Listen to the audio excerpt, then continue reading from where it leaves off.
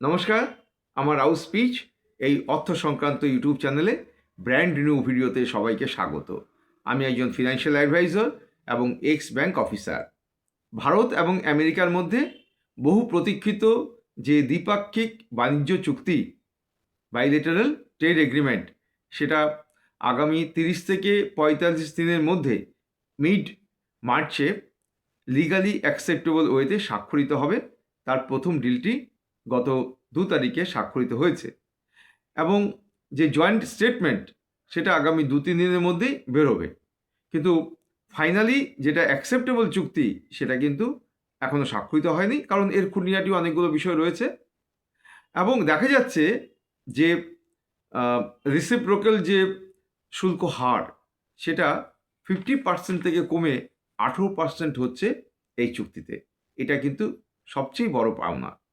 এছাড়া এই চুক্তিতে কী কী খুঁটিনাটি বিষয় এখনও পর্যন্ত প্রকাশিত হয়েছে, আজকে সেই বিষয় নিয়ে আমি আলোচনা করব এবং আপনারা, আমি আশা করব যে আমার এই পুরো ভিডিওটা দেখবেন, মাঝখান থেকে কেউ স্কিপ করবেন না, এই অনুরোধ রইল।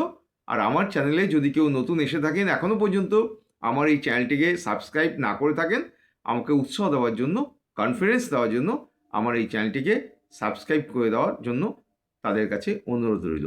শুনতে থাকুন যে ভারত এবং আমেরিকার মধ্যে বহু প্রতীক্ষিত বাণিজ্য চুক্তি সেটা কি এবং সেটার সমস্ত যে ফিচার্সগুলো রয়েছে সেগুলো নিয়ে আমি এখন বলবো। এই দ্বিপাক্ষিক বাণিজ্য চুক্তিতে দেখা যাচ্ছে যে রিসিপ্রোকাল শুল্ক হার সেটা 50% থেকে কমে 18% করা হয়েছে।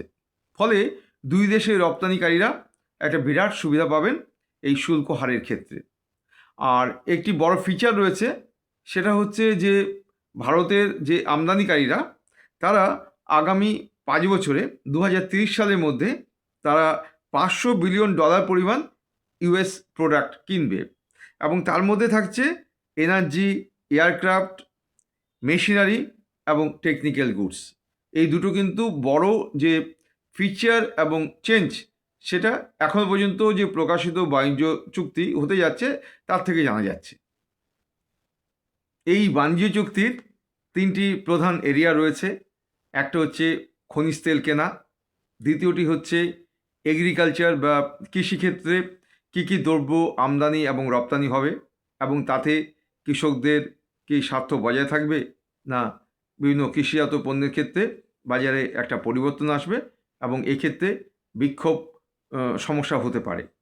তৃতীয় যে বিষয়টি রয়েছে সেটা হচ্ছে ইন্ডাস্ট্রিয়াল যে বিভিন্ন রকম পণ্য সামগ্রী ক্রয় বিক্রয়, তার একটা প্রক্রিয়া।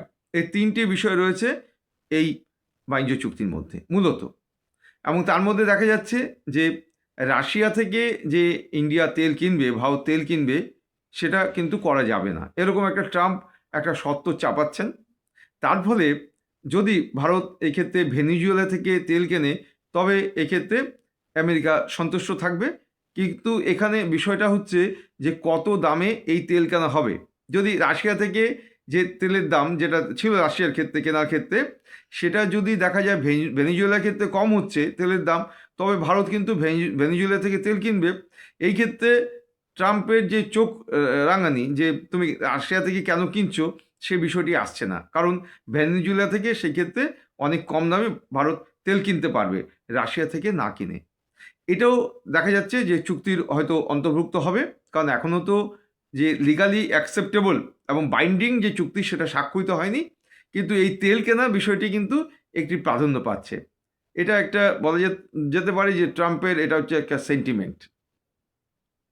এবার আলোচনা আসা যাক যে এই দ্বিপাক্ষিক বাণিজ্য চুক্তি থেকে ভারত কী কী সুবিধা পাবে। প্রাথমিকভাবে তো বোঝাই যাচ্ছে যে ভারতের যে এন্ট্রি কস্ট আমেরিকার বাজারে ঢোকার সেটা অনেকটাই কমে যাচ্ছে, কারণ শুল্ক হার অনেকটাই কমে গেছে। আরেকটি বড় সুবিধা হচ্ছে যে কম্পিটিশনটা কিন্তু অনেক বেশি হবে ভারতীয় পণ্যের সাথে এবং তার ফলে দেখা যাবে যে অনেক কম দামে আমেরিকার বাজারে জিনিস বিক্রি করা যাবে এবং অনেকটা পরিমাণে। তার ফলে যে বৈদেশিক মুদ্রা সেটা বেশি আসবে রপ্তানিকারকদের কাছে। এছাড়া ইউরোপিয়ান ইউনিয়নের সঙ্গেও ভারতবর্ষের একটি চুক্তি হয়েছে, অতএব সেখানেও কিন্তু আরও কিছু সুবিধা পাওয়া যাবে। সর্বসাকুল্যে রপ্তানিকারীরা তারা কিন্তু দুদিক থেকেই সুবিধাগুলো পাবেন, বিভিন্ন ইউরোপিয়ান কান্ট্রিগুলোতে এবং এই আমেরিকান কান্ট্রিতে। মানে চুক্তিতে যে সুবিধাটা আসছে আমেরিকার সঙ্গে চুক্তিতে, সেটা লাভ তারা ভালোই তুলতে পারবেন, বোঝাই যাচ্ছে। কারণ তাদের সাথে একটি অল্টারনেটিভ জায়গা রয়েছে ইউরোপ। 2 নম্বর যে সুবিধাটা আমি দেখতে পাচ্ছি সেটা হচ্ছে যে ভারতের যে রপ্তানিকারীরা তারা কিন্তু ইউনাইটেড স্টেটসের বিভিন্ন ফার্মগুলো থেকে তারা বেশ ইনভেস্টমেন্ট পাবেন। এটা একটা বড় সুবিধা, কারণ অনেকটাই ইনভেস্টমেন্ট কিন্তু ভারতে ঢুকবে এবং এগুলো শেয়ার বাজারকে অনেকটাই প্রভাবিত করবে, ফলে পজিটিভ একটা দিক দেখা যাচ্ছে। আরেকটি বিষয় দেখতে পাচ্ছি যে টেকনিক্যাল অ্যাক্সেস এটা অনেকটাই পাবে, কারণ আমেরিকান বাজার অনেকটা উন্নত টেকনিক্যাল দিক থেকে, ফলে টেকনোলজির যে ব্যাপারটা সেই সুবিধাটা এই চুক্তি থেকে অনেকটাই পাবে। এগুলো সবই প্রাথমিকভাবে অনুমান করা হচ্ছে। এবার বলা যাক যে আমেরিকা এই দ্বিপাক্ষিক বাণিজ্য চুক্তি থেকে কী সুবিধা পাবে। প্রথমত, তারা একটি বিশাল কনজিউমার মার্কেট পাবে। ভারতবর্ষের কোটি কোটি লোকের মধ্যে তারা আমেরিকান দ্রব্য বিক্রি করতে পারবে এবং সেই ক্ষেত্রে টেকনোলজিতে অনেকটা উন্নত হওয়ার জন্য ভারতের বাজারে তারা অনেক জিনিসের চাহিদা বাড়িয়ে দিতে পারবে। এটা কিন্তু একটা বিরাট সুযোগ। আর ফাস্টেস্ট গ্রোয়িং মার্কেট কিন্তু ভারতের পণ্য বাজার, এই সুবিধাটা তারা বড় আকারে পাবে। আরেকটি বড় সুবিধা হচ্ছে যে ক্ষেত্রে ট্রেড ডেফিসিট কিন্তু অনেকটাই তারা কমাতে পারবে ভারতের বাজারে বিক্রি করে। দেখুন, এক্ষেত্রে ডোনাল্ড ট্রাম্প কেন এই চুক্তিতে স্বাক্ষরিত করার জন্য তিনি তাড়াতাড়ি রাজি হয়ে গেলেন এই যে জিও পলিটিক্যাল সিচুয়েশনের মধ্যে, টার্মাল অবস্থার মধ্যে? কারণ হচ্ছে ভারতের মার্কেটটাকে ধরার। এই চুক্তি অনেক দিন আগেই স্বাক্ষরিত হওয়ার কথা ছিল, কিন্তু এক্ষেত্রে বিরাট একটা টার্মাল এবং অনেক ডিপ্লোম্যাটিক ব্যাপারটা রয়েছে। যাই হোক, এক্ষেত্রে আমেরিকার বড় সুবিধা হচ্ছে যে ভারতের এই ফাস্টেস্ট গ্রোয়িং যে কনজিউমার মার্কেট এটা তারা ধরতে পারছে।